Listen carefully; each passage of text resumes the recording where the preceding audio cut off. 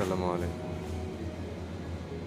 আমাদের দেশে যে এই কাঁঠাল খাওয়া হয় না, এই কাঁঠাল মদা, সেইটার দাম ২,৮৮০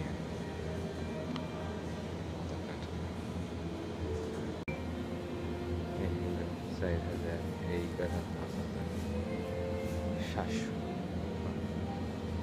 যায় না, খাই না যে। অনেক সময় এই কাঁঠাল ফেলে দাও বাজারে, মজা করে। এটা কোথায়? ফুজি, ফুজি, দেশের নাম লেখা নেই।